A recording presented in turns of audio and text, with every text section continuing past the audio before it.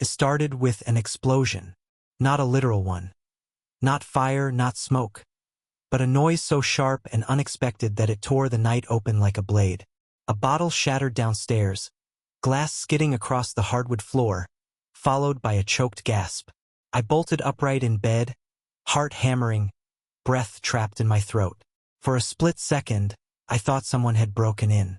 Then I heard her voice. Damn it! Damn it! Eliza never swore. Not even when she burned her hand cooking or scraped her knee hiking.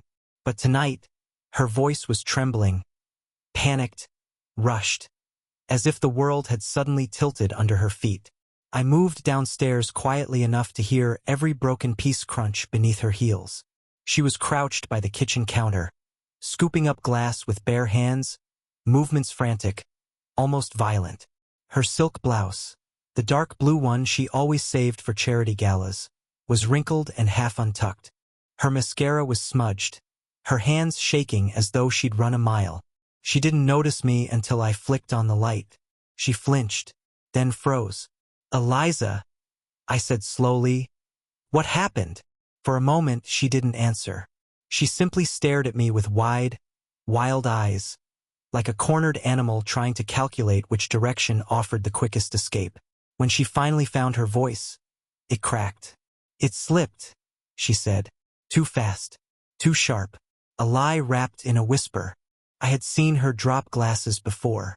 She wasn't the type to tremble afterward, staring at the floor like it held a secret she hoped I wouldn't discover. Her phone buzzed on the counter. We both looked at it. A name flashed across the screen, one I had never seen before.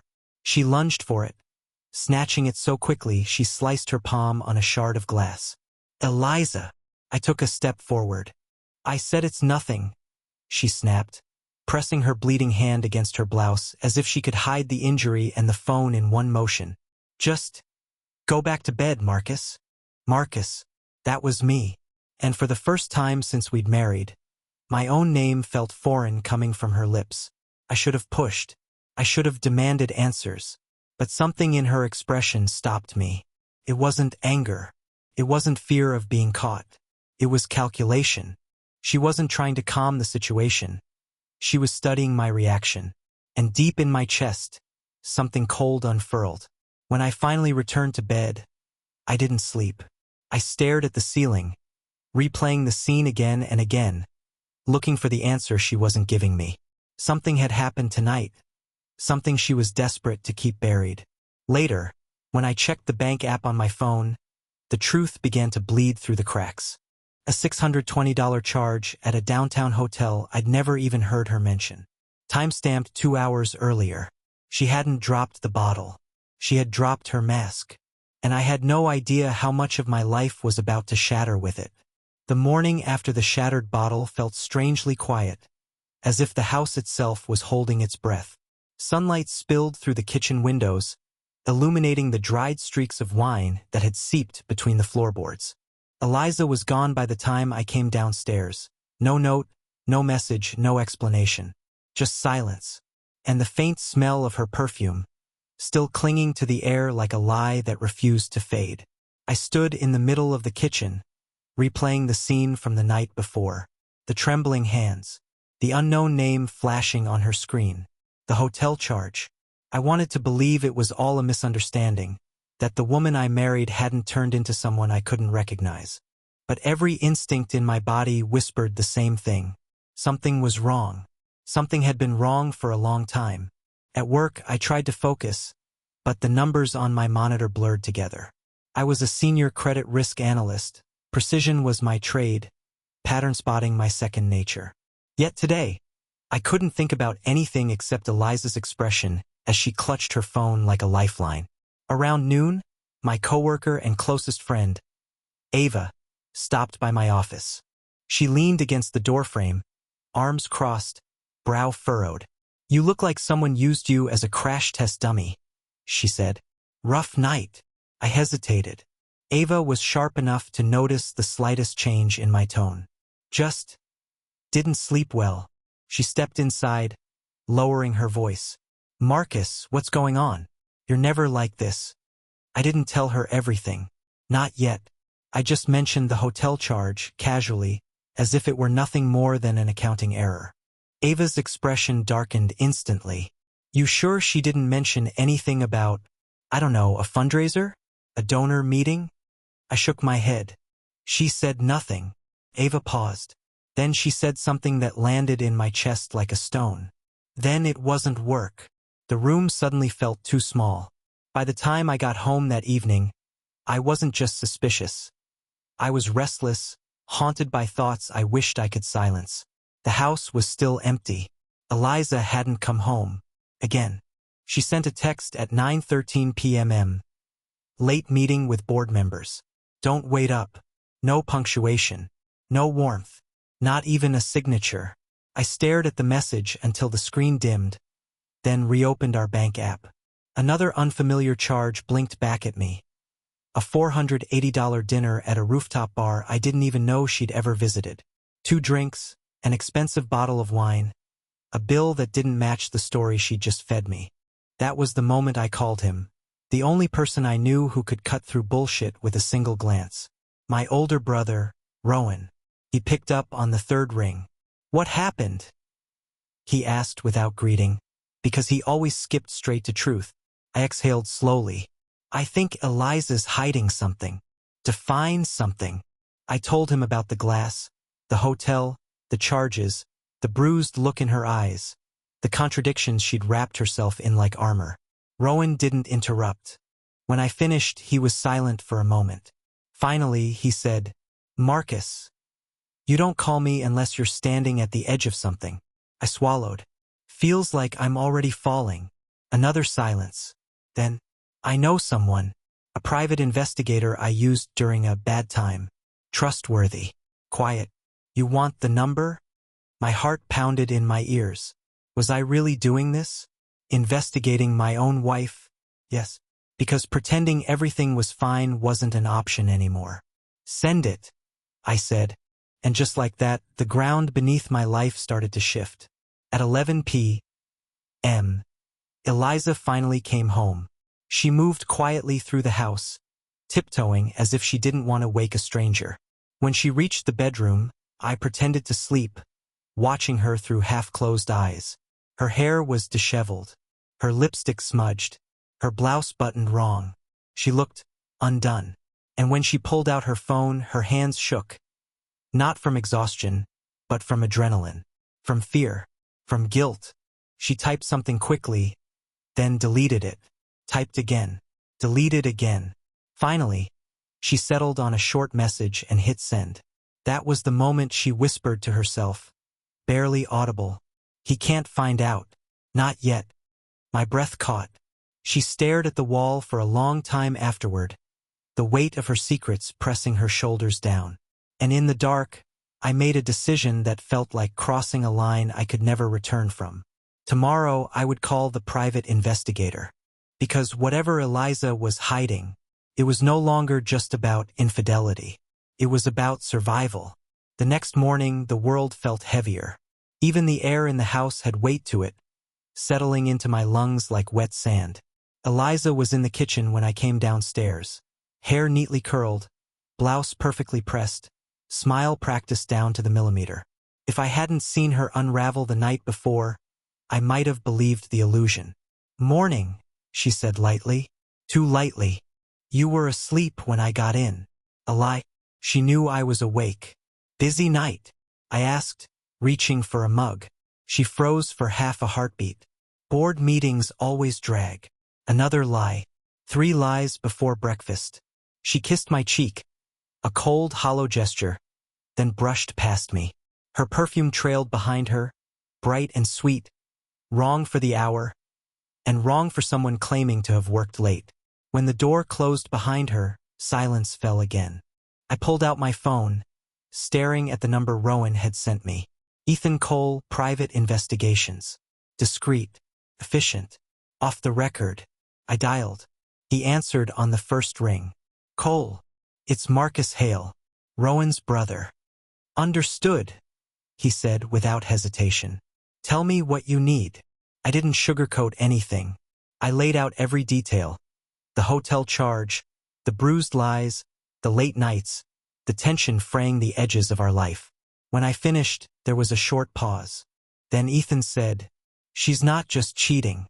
People don't panic like that unless something bigger is at stake." My mouth went dry. "What do you mean bigger?" "Cheating is simple," he replied. "Panic like you described? That's a sign of someone caught between multiple risks, financial, legal, reputational. Sometimes all three." The words hollowed me out. He asked for her schedule, her routine, the places she visited, the names of colleagues. I sent everything I had, even the small details I'd once found boring or harmless. Within minutes, he was already cross-referencing the charges with locations around the city. "Give me 48 hours, Ethan said. "I'll find out what she's hiding." But he didn't need 48. He needed 13. At 11 p.m. That night, my phone buzzed with a message. "We need to talk. Urgent. EC." I stepped outside, the cold air cutting through me. Ethan's voice was sharp, all business. "Marcus, I followed her tonight." My pulse kicked up. She wasn't at a board meeting. She wasn't anywhere near your house or her charity. She was at the Sterling Hotel on Westbrook. My stomach twisted. Sterling wasn't where people went for business. It was where they went to disappear. And she wasn't alone. I pressed a hand against the porch railing, knuckles whitening. "Who?" Ethan hesitated. "A corporate lawyer named Adrian Locke." The name meant nothing to me, and yet everything suddenly felt wrong. He checked in under an alias. Ethan continued. "But the hotel staff confirmed his identity. They've met him before." My voice came out quiet, strained. "And Eliza?" "She didn't check in at all. She walked through a side entrance he had access to, used his keycard." My heart stuttered painfully, but Ethan wasn't finished. "There's more. Before she met Locke, she stopped at an ATM. Withdrew $800 in cash. Then she texted someone else before going in. A different number, different contact, a different man." My vision blurred. Ethan exhaled slowly. "Marcus, your wife is seeing at least 2 men, possibly more.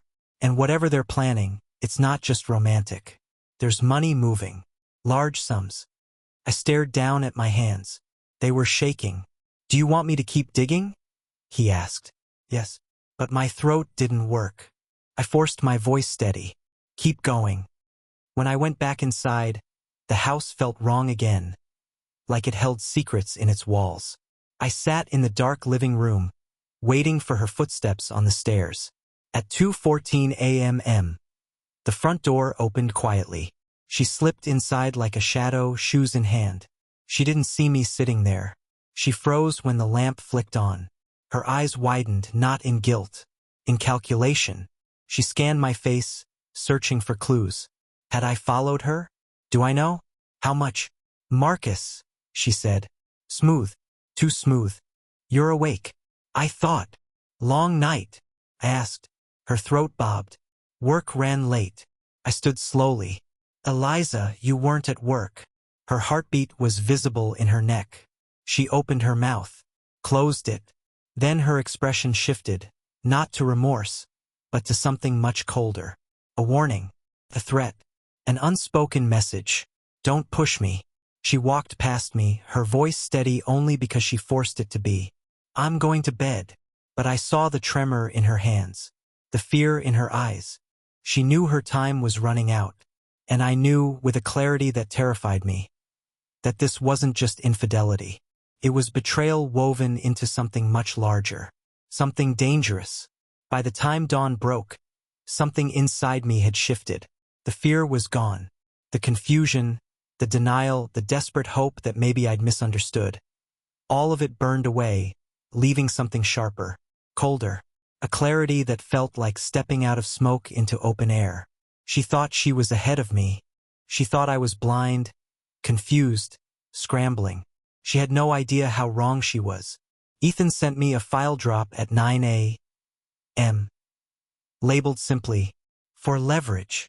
My hands trembled slightly as I opened it, not from weakness, but from the realization of what I now held.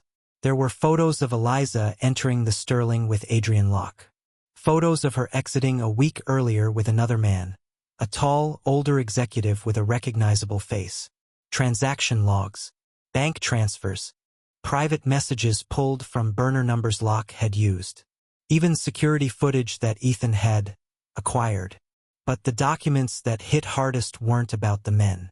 They were about Eliza. Funds siphoned from her charity. Money rerouted through shell accounts. Receipts that had been erased but recovered. Connections between her donors and both men she was sleeping with. This wasn't just cheating. This was corruption. And she was at the center of it. Not an unfortunate participant, but a conductor. She was moving money to help Locke cover his tracks. She was sending cash to the executive to secure personal benefits. She was using her charity to grease the machinery behind their deals. I stared at the list, breath shallow. She hadn't just betrayed me. She turned our entire marriage into the perfect cover for her double life. Ethan's voice came through a moment later. You want to bring her down? Or bring them all down? I didn't hesitate. All of them. Then listen carefully. He explained my options. 3 paths. 3 ways to rupture their world beyond repair. Path 1. Anonymous whistleblower leaks to the press. Scorch the earth. Let the public tear them apart. Path 2. Direct reports to regulatory agencies. Slow burn, but devastating, leaving no escape. Path 3. Target the lovers first. Make them fall hard and fast. Then leave Eliza without allies, money, or protection. I chose path 3 because she built her world on them. And without them, she would crumble. The first strike came at noon. A meticulously crafted package, filled with evidence Ethan had dug up, landed on the desk of the ethics committee at Locke's firm. By 3 p.m., whispers were already circulating. By 6 p.m., Locke was suspended pending investigation. By 8 p.m., a journalist was drafting a piece about legal malpractice and hidden settlements. By the next morning, social media was swarming with questions about his past cases. Eliza spent that morning pacing our living room, shaking as she clutched her phone, whispering urgently into it. She didn't even try to hide it anymore. He promised it was buried, she hissed. He said nobody would find it. I don't know. Just fix it. I watched her quietly from the doorway. She didn't see me. She only saw the fire spreading through her life. The second strike landed that afternoon. This time, it hit the executive Victor Halden, the hedge fund titan whose wealth insulated him from everything until now. Ethan's package went to financial regulators, investigative offices, and 2 reporters who'd been waiting for a story like this. By evening, Halden's name was trending on every feed. Insider dealings, offshore accounts, unreported transfers, a pattern of corruption that spanned years. Eliza received 3 calls from him in under 10 minutes. She ignored all of them, then threw her phone across the room in a burst of fury. She was unraveling. Her perfect posture was gone. Her voice cracked when she spoke. Her hands trembled even when she wasn't holding anything. It was intoxicating to watch. That night, she sat at the kitchen table, knees pulled to her chest, staring blankly at the wall. She looked smaller somehow, like someone who'd aged 10 years in a day. I sat across from her slowly. Eliza, I said softly, you look exhausted. Her eyes flickered to mine, wild, hollow, afraid. What are you doing? She whispered. Me? I raised an eyebrow. I haven't done a thing. Her breathing quickened. She wasn't stupid, far from it. She knew the timing was too perfect. She knew these collapses weren't coincidences. But she also knew she couldn't prove anything. Not a single thread traced back to me. She covered her face with both hands and let out a sound somewhere between a sob and a growl. The kind of noise someone makes when they realize the universe is suddenly bigger and darker than they ever understood. I stood, walked around the table, and whispered in her ear, "You built your kingdom on sand." She flinched violently. "And now," I said, "the tide's coming in." When I stepped back, she was shaking, utterly and completely. Her world was collapsing. Her allies had fallen. Her safety net was burning. and she had one thing left to lose: herself. Eliza realized the truth the moment she walked into the charity office and found her access revoked. Her badge blinked red. Her inbox was wiped. Her colleagues avoided her eyes. She knew the fall was complete. When she came home, she wasn't angry anymore. She was empty. She stood in the doorway, hair disheveled, eyes red, voice small. "Marcus, please. I don't understand. Everything's gone. Adrian. Victor. The foundation. I don't have anyone left." I watched her struggle to breathe, her chest tightening as panic clawed its way up her throat. "That's the problem," I said quietly. "You always had too many people." She slumped into a chair, shoulders shaking. "I made mistakes," she whispered. "But I didn't deserve this." I sat across from her. "You didn't just cheat on me. You used our marriage as cover for illegal deals, backdoor funding, and 2 men who were already drowning. You chose your side. Now you get the consequences." Her eyes widened because she finally understood. "You knew," she said. "You knew everything." I didn't answer. I didn't need to. She swallowed hard. "So what happens now?" I slid a single envelope across the table. Inside, signed divorce papers, evidence that cleared my name financially, and proof she would not drag me down with her. She stared at it, trembling. "You're going to leave me?" "No," I said. "I already did." For a long moment, she didn't move. Then tears spilled over, silent and helpless. When she finally lifted her eyes, the fight in them was gone. Completely. "I loved you once," she whispered. "I loved who you pretended to be," I replied. "Not who you became." I stood, picked up my keys and walked to the door. Behind me, she made a sound. A quiet, broken inhale. The sound of someone watching the last piece of their world disappear. I didn't look back. Outside, the air felt cold, clean, untainted. For the first time in months, I could breathe. Eliza's kingdom had fallen. Her lies had crumbled. Her power was gone. And I stepped forward into a life she no longer had the power to ruin.